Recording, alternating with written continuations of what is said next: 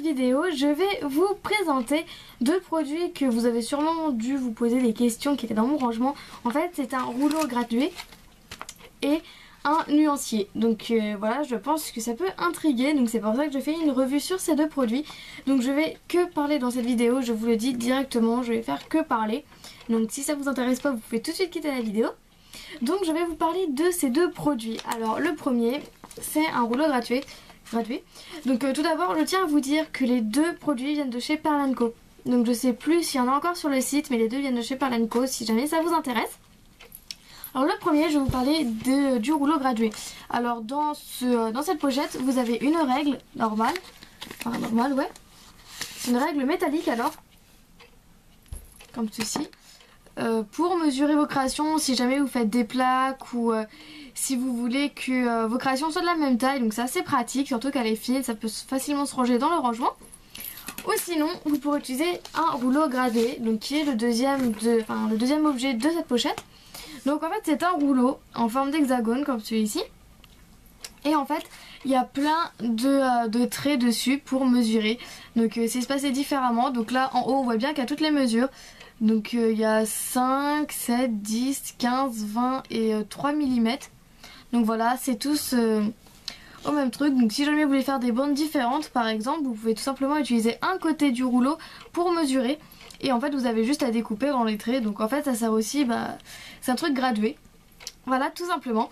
Donc franchement ces produits ils sont bien si vous mesurez vos créations. Donc moi personnellement j'y vais plus au feeling, mais je m'en suis déjà servi pour je sais plus quelle création, mais je voulais que ce soit de la même taille, donc je m'en suis déjà servi donc des deux. Mais si jamais vous mesurez pas, ça vous sera pas utile. On va parler du nuancé. C'est un produit plus intéressant je trouve par rapport à ce que je vais vous dire. Donc voilà, ça se présente comme ceci. Donc voilà, comme ça, à l'endroit. Donc vous aurez la plaquette et un dépliant pour vous montrer en fait. Alors je tiens à vous préciser que ça ne servirait pas à tout le monde. En fait je vous le conseille plutôt pour les débutants qui n'ont pas beaucoup de pâte. Parce qu'en fait ce nuancier va servir à faire des mélanges de couleurs avec très peu de pâte pour avoir des couleurs assez diverses. Où vous aurez besoin que des couleurs de base et comme ça vous pouvez obtenir toutes les couleurs que vous voulez. Donc voilà pourquoi je conseille plus aux débutants, parce que pour ceux qui n'ont pas beaucoup de choix dans leur matériel.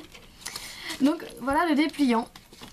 Et en fait il y a plein de couleurs. Donc là c'est les tons noirs et jaunes. Voilà, les tons noirs et jaunes. À côté ce sont les tons rose et bleu. Donc avec plusieurs dégradés. Et à l'intérieur plein d'autres couleurs. Donc en fait si vous pouvez remarquer, c'est basé sur pas beaucoup de couleurs. Voilà, vous aurez besoin pour faire toutes les couleurs qu'il y a là-dedans. Donc il y a quand même un large choix de couleurs. Vous aurez besoin seulement de 5 couleurs. Du bleu cyan, du rouge magenta, du jaune, du noir et du blanc. Donc ce sont les 5 couleurs primaires. Donc les voici. Voilà. Ce sont les 5 couleurs primaires dont vous aurez besoin pour faire tous ces mélanges là. Donc voilà, pour ceux qui n'ont pas beaucoup de couleurs, je trouve que c'est une bonne alternative plutôt que d'acheter plein de pinces. Si vous commencez la Fimo, si vous voulez voir ce que ça fait, c'est pour ça que je vous conseille plus ce produit.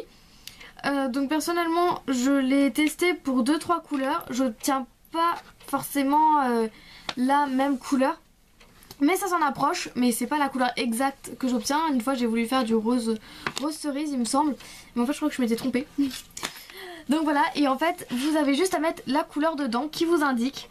Donc là il y aura en fait ça se présente, si je veux obtenir par exemple je vais prendre une couleur où il y a plein de trucs. La couleur par exemple vert olive, la voici, je sais pas si vous voyez bien, vert olive. Vous mettez, vous voyez qu'il y a les pastilles de couleurs avec une lettre dedans. Donc en fait la couleur, c'est la couleur qui correspond et en fait la lettre c'est pour mettre la couleur dedans, parce qu'en fait dans le nuancier il y a différentes lettres, à l'endroit ce serait mieux. Donc ça va de A à I. Donc voilà, par exemple pour le vert olive ils disent pour le jaune I.